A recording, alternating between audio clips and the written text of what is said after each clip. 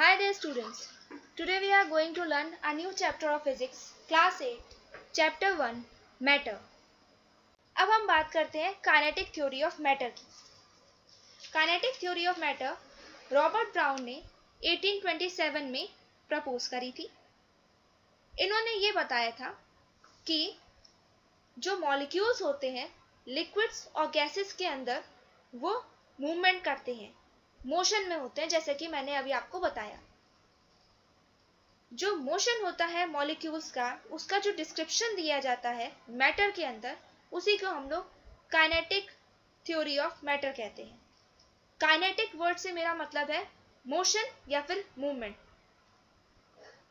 Motion और movement का ही मतलब काइनेटिक ही है, और यही मैटर की थ्योरी रॉबर्ट ब्राउन ने प्रपोज करी थी कि गैसेस और लिक्विड्स में उसके मॉलिक्यूल्स जो होते हैं सब्सटेंस के, वो मोशन में आते हैं। तो सिंपल वर्ड्स में, description of motions of molecules in a matter is called as kinetic theory of matter. Molecules motion में जब आते हैं तो वो पजेस करते हैं काइनेटिक एनर्जी को। काइनेटिक एनर्जी से मेरा मतलब है जो एनर्जी किसी भी पार्टिकल के मूवमेंट की वजह से उसमें प्रोड्यूस होती है, उसी को ही हम काइनेटिक एनर्जी कहते हैं। ऐसी एनर्जी जो मूवमेंट से प्रोड्यूस हो, उसी को ही काइनेटिक एनर्जी कहते हैं। सॉलिड्स में पार्टिकल्स क्लोजली पैक्ड होते हैं, इसीलिए वो लोग फ्रीली मूव नहीं कर सकते हैं और वो अपनी पोजीशन पे फिक्स रहते हैं। अपनी पोजीशन पे फिक्स होने की वजह से उनके अंदर मूवमेंट नहीं हो पाता है, उनकी इंटरमॉलिक्यूलर फोर्स ज़्यादा होती है। लूजली पैक्ड होता है आपका लिक्विड, उनमें मूवमेंट होता है और वो लोग फ्रीली मूव भी कर सकते हैं, लेकिन इतना फ्रीली मूव नहीं कर सकते कि उनके अंदर बहुत ज़्यादा काइनेटिक एनर्जी प्रोड्यूस हो जाए। वही अगर हम गैसेस की बात करें तो काइनेटिक एनर्जी जो गैसेस में होती है वो बहुत ज़्यादा होती है, क्योंकि उसके मॉलिक्यूल्स बहुत ही ज़्यादा मूवमेंट करते हैं, क्योंकि उसमें इंटरमॉलिक्यूलर फोर्स ऑफ अट्रैक्शन दो मॉलिक्यूल्स के बीच में कम होती है। वो लोग एक दूसरे से चिपके हुए कम होते हैं, इसीलिए वो ज़्यादा मूवमेंट कर सकते हैं और ज़्यादा काइनेटिक एनर्जी को भी प्रोड्यूस करते हैं। जितना ज़्यादा मूवमेंट होगा उतना ही ज़्यादा उसमें मॉलिक्यूल्स अपनी काइनेटिक एनर्जी को प्रोड्यूस करेंगे।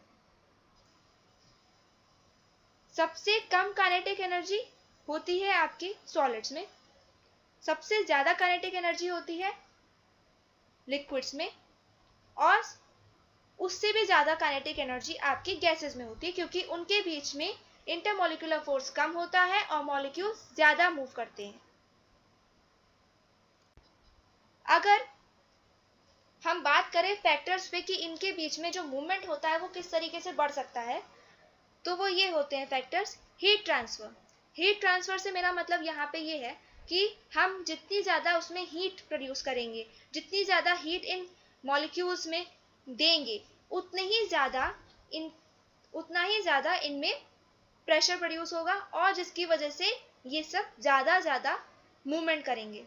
इनके ज़्यादा मूवमेंट करने की वजह से ज़्यादा काइनेटिक एनर्जी भी प्रोड्यूस होगी। तो मतलब जितना ज़्यादा उसमें टेम्परेचर बढ़ाया जाएगा, जितनी ज़्यादा हीट दी जाएगी, उतनी ही ज़्यादा उनमें मूवमेंट होगी और काइनेटिक एनर्जी बढ़ेगी। प्रेशर प्रेशर देने से भी हमारी काइनेटिक एनर्जी बढ़ेगी, क्योंकि मॉलिक्यूल्स ज़्यादा स्प्रेड होंगे। और टेम्परेचर जितना ज़्यादा हम उसमें टेम्परेचर बढ़ाएंगे, और टेम्परेचर बढ़ाने से उसमें ज़्यादा एनर्जी प्रोड्यूस होगी, और ज़्यादा एनर्जी प्रोड्यूस होने की वजह से उसमें ज़्यादा मूवमेंट होगा मॉलिक्यूल्स का। मॉलिक्यूल्स के मूवमेंट की वजह से उसमें काइनेटिक एनर्जी प्रोड्यूस होगी। और प्रॉपर्टीज ऑफ मैटर से यहाँ पे मतलब ये है कि जिस टाइप का मैटर होगा, मीन सॉलिड, लिक्विड, गैसेस, उसी के अकॉर्डिंग उसमें हीट ट्रांसफर, प्रेशर और टेम्परेचर बढ़ेगा, और अपने मॉलिक्यूल्स अपने हिसाब से उसमें मूवमेंट करेंगे और काइनेटिक एनर्जी को बढ़ाएंगे। Motion. These particles have spaces in between them. They have moved around in these spaces.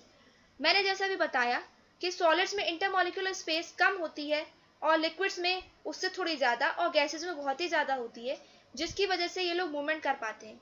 जैसे आप देख सकते हैं सॉलिड एक दूसरे से बाइंड है और इनमें मोशन नहीं हो सकता, वो बस अपनी ही पोजीशन पे मोशन कर सकते हैं, थोड़ा सा हिल सकते हैं बस जहाँ पर वो हैं अपनी पोजीशन पे। लिक्विड्स में वो लोग दूर दूर जा सकते हैं, जैसे कि इसमें आप डायरेक्शंस बने हुए देख सकते हैं, और वो लोग ज़्यादा ट्रेवल कर सकते हैं पर उतना ज़्यादा नहीं कि वो लोग एक दूसरे से सेपरेट हो जाएं एकदम। गैसेस में ये पॉसिबल है, मॉलिक्यूल्स सेपरेट हो जाते हैं और उनके बीच में इंटरमॉलिक्यूलर स्पेस बहुत ज़्यादा हो जाती है, जिसकी वजह से वो ज़्यादा मूव कर सकते हैं और इसी स्पेस में वो लोग घूमते भी हैं। गैसेस में जैसे कि मैंने बताया वो लोग एक दूसरे से बहुत ही ज़्यादा दूर होते हैं। In gases the spaces are far apart. Liquids में the spaces are smaller, now there is a fixed volume. अब इनकी लेकिन फिक्स्ड वॉल्यूम होती है, जैसे कि आप देख सकते हैं इसमें मॉलिक्यूल्स थोड़े बाइंड है, लेकिन एक ग्रुप में दूसरे ग्रुप में, लेकिन इन लोगों के बीच में थोड़ी सी स्पेस है। इसमें स्पेस थोड़ी सी कम है एज कंपेयर टू गैसेस, लेकिन ये लोग भी मूवमेंट कर सकते हैं और इनकी एक फिक्स्ड वॉल्यूम। सॉलिड्स में पार्टिकल्स मूव तो करते हैं पर उनकी एक फिक्स्ड शेप होती है। फिक्स्ड शेप होती क्यों है? क्योंकि वो अपने ही पोजीशन पे वाइब्रेट कर सकते हैं और ज़्यादा मूव नहीं कर सकते हैं। और इनकी इंटरमॉलिक्यूलर स्पेस जैसे कि आप देख सकते हैं डायमंड जितनी ही, डायमंड शेप जैसी ही दिख रही है और इतनी ही इनको डिस्टेंस मिलती होगी, इससे भी कम, क्योंकि ये जूम्ड इमेज है। Effects of energy. अब मैंने जैसे बताया कि टेम्परेचर अगर बढ़ेगा तो पार्टिकल्स ज़्यादा तेजी से मूव करेंगे और अगर टेम्परेचर कम होगा तो पार्टिकल्स कम मूव करेंगे। If the temperature is raised, the particle move faster and vice versa. Means क्योंकि जब हम उसमें एनर्जी देंगे, टेम्परेचर बढ़ाएंगे उसका, तो वो लोग ज़्यादा गर्मी की वजह से ज़्यादा मूव करेंगे, ज़्यादा वाइब्रेट होंगे अपनी पोजीशन से, और मे बी पॉसिबल उनके एक टाइम पे आकर के दोनों के बीच के बॉन्ड भी टूट जाएं जो वो एक दूसरे से चिपके हुए हैं। Higher the temperature the faster particles move. जितना ज़्यादा आप टेम्परेचर देंगे उतनी ही तेज पार्टिकल्स मूव करेंगे। सॉलिड में आप देख सकते हैं कोल्ड में किस तरीके से इंटरमॉलिक्यूलर फोर्स उनकी नॉर्मल है, और जैसे ही उनको हीट दी गई, टेम्परेचर उनका बढ़ाया गया, वो लोग एक दूसरे से सेपरेट हो गए क्योंकि उनका मोशन बढ़ गया। कोल्ड हॉट टेम्परेचर चेंज में सॉलिड्स में इस तरीके से होता है। गैसेस में जैसे कि मैंने बताया वो लोग एक दूसरे से बहुत ही ज़्यादा दूर होते हैं। In gases the spaces are far apart.